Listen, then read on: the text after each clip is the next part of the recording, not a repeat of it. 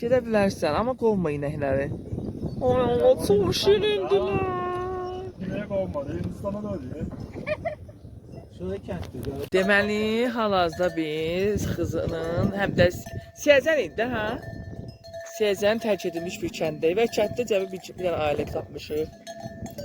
Maldarlıqdır. Amma ərazi olaraq çox möhtəşəmdir. Yolları sadə, hər bir şey çox möhtəşəmdir. Tərk edilmiş kəndlərimizi unutmayaq. Yəni mütləq bizə insanlar gəlmədiyi üçün ona görə insanlar da vaz keçir, mübarizə aparmır, çıxır gedir. Amma çox möhtəşəm mənzərəsi, təbiəti var. Düzdür, çətindir yaşayış. Ümumiyyətlə heç yerdə yaşayış rahat deyil. Evet, ərazi olaraq çox qəşəngdir. Bilmirəm, ərazinin tam olaraq möhtəşəmliyi görürsünüz ya yox.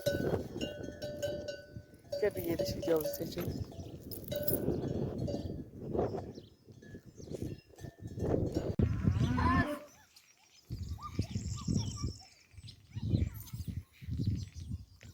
Azərbaycan qızları belə olur, görürsünüz, möhtəşəm.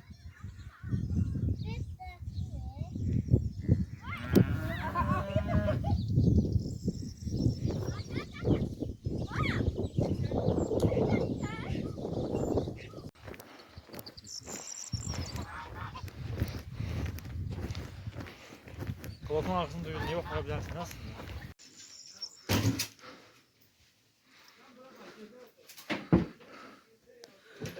Ay da bırak. Bura oturacaq deyirsə yataq otağıdır. Bura kuxun adı mətbəxdir, nə sayılır? Kış evimizde ora. Kış ev. Biz orada olur, odun peçimiz. Ay demək ki oturacaq da cəlbə. Yandırırıq odun peçimizi, otururuq burada. Kışda.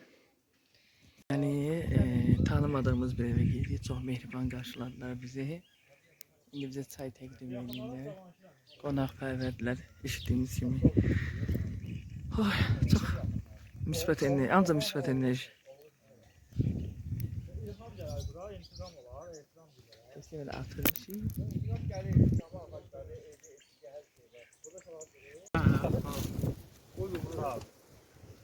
Onu bu kişinin mən şeylər başa salıb ellərlə. İlk sənə verdik. Yox, telefonda şey var. Bu ərazi çox qəşəng düşür amma.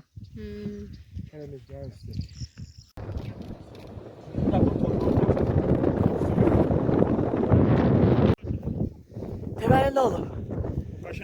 Dağın başında, ay! Dağın başında çay içməyə gəlmişik. Hara gedib dağ axtarır, bilməm gəl.